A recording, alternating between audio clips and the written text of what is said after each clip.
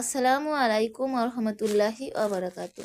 নূরের পথে নাদিয়া বেগমের আজকের গল্পটি অত্যন্ত বিস্ময়কর। একদিন এক গৃহবধূ এসে রাসূলুল্লাহ সাল্লাল্লাহু আলাইহি ওয়াসাল্লামের কাছে বললেন, ইয়া রাসূলুল্লাহ, আমার স্বামী বারবার মেহমান ডেকে আনে। আমি রান্না আর আপ্যায়নে শেষ হয়ে গেছি, আমার আর সামর্থ্য নেই। নবীজি তখন কিছু বললেন না, চুপচাপ থাকলেন। গৃহবধূ ফিরে গেলেন। কিছুক্ষণ পরেই নবীজি সে মহিলার স্বামীকে ডেকে বললেন, আজ আমি তোমার ঘরে মেহমান হব।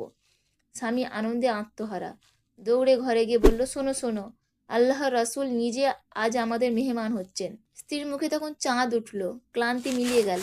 তিনি যত্ন আর ভালোবাসা দিয়ে যা কিছু খাবার ছিল সব বানালেন। নবীজি এলেন, খেলেন, আপ্যায়নে সন্তুষ্ট হলেন।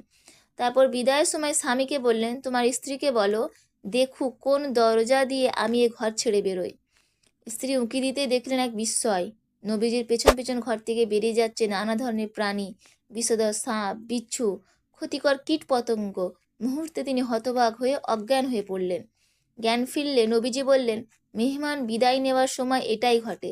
তার সঙ্গে সঙ্গে তোমার ঘরে সব ক্ষতি, পরীক্ষা, বিপদ আপদ বেরিয়ে যায়।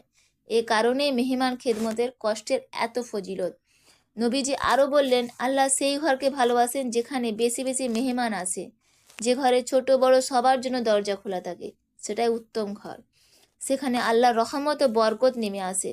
তিনি বলেছেন, যখন আল্লাহ কোনো জাতির কল্যাণ চান তখন তিনি তাদের জন্য উপহার পাঠান।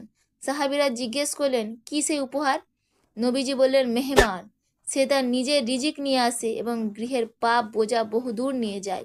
হাদিসে এসেছে, যতক্ষণ মেহমানের সামনে দস্তরখানা বিছানো থাকে ততক্ষণ ফেরেশতারা রহমত বর্ষণ করতে থাকেন।